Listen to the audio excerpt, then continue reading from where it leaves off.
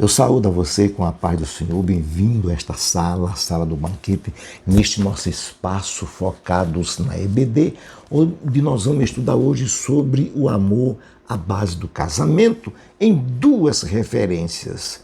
Colossenses capítulo 3, versículo 19 e Tito capítulo 2, versículo 4, que Paulo nos dá uma aula. Ele exorta os irmãos da igreja de Colossos e esta exortação chega a nós também e ele começa a falar sobre as mulheres. Ele diz no versículo 18, vós, mulheres, estáis sujeitas aos vossos próprios maridos, como convém no Senhor. Veja bem que ele vai logo falando para as mulheres para chegar no homem. Por quê? Os mesmos princípios divinos que servem para gerir o comportamento da esposa é o mesmo que serve para gerir o comportamento do marido. Não há dois pesos e não há duas medidas. Quando Paulo ensina que a esposa deve ser submissa ao marido, ele não está se referindo que ela deve ser inferior, escrava, maltratada, espancada. Não, absolutamente não é isso que o apóstolo Paulo está dizendo. Por quê?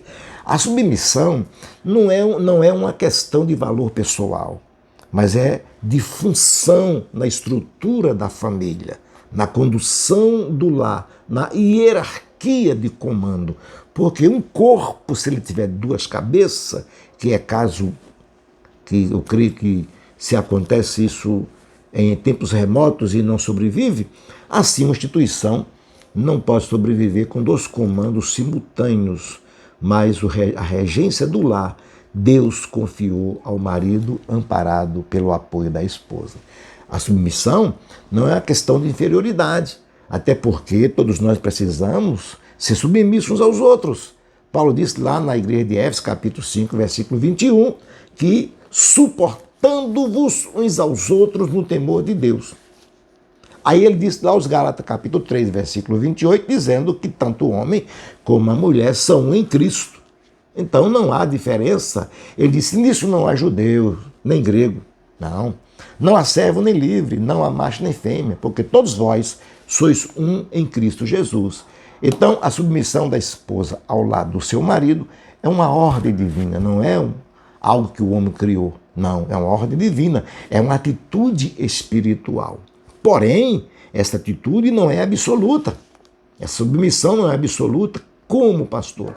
Se o marido se contrapõe contra a palavra de Deus, se ele vai de encontro à palavra de Deus, se ele maltrata, se ele não cumpre o dever de amar a sua esposa, não. Aí ela não está obrigada a ser sujeita a ele por hipótese alguma. É isso que o apóstolo Paulo diz que o marido deve amar a sua esposa.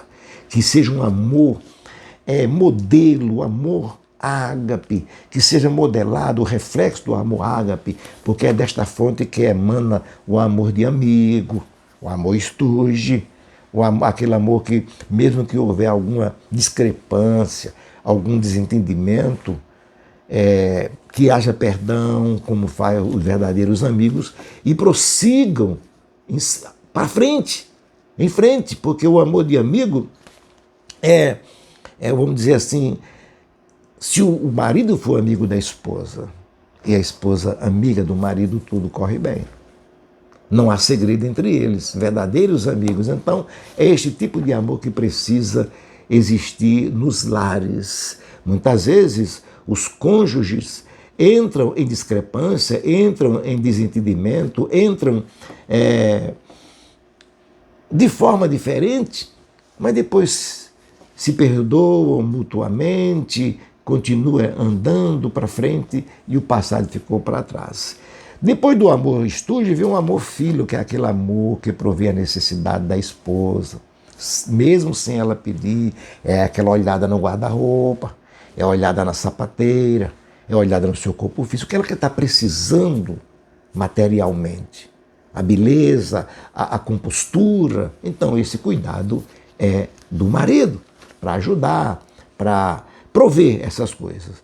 E quando ele cumpre o lado do amor filo, aí vem o amor eros, que é o amor conjugal, o amor de marido com esposa, que tudo flui na grandeza de Deus. É um amor que deve haver respeito, honra, pureza.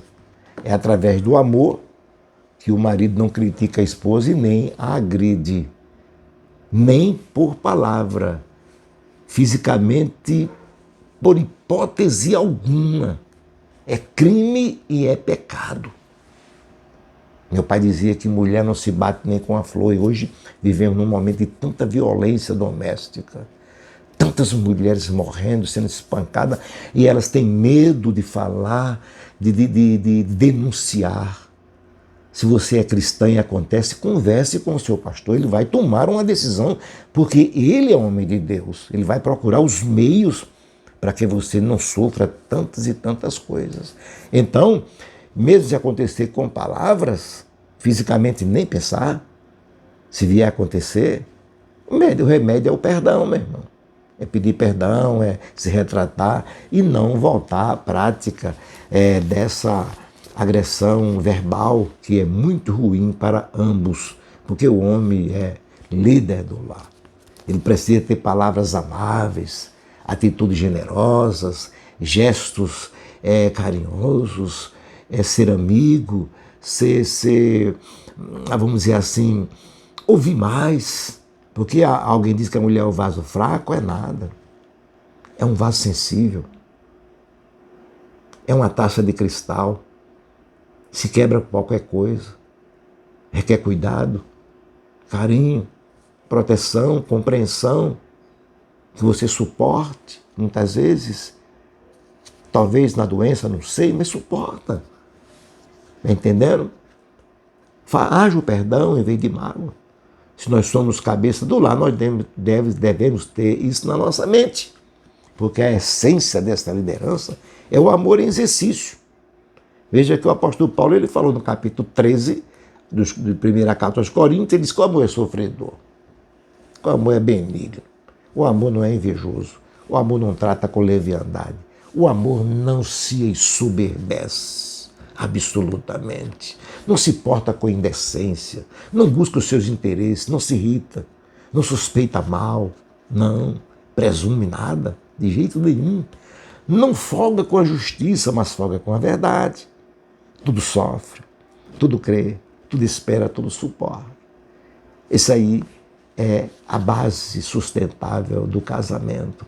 Paulo exorta também a Tito que ele doutrina as mulheres mais velhas e mais idosas para ser mestra do bem, regente das mais jovens, recém-casadas, para amar os seus esposos e os seus filhos como convém o Senhor.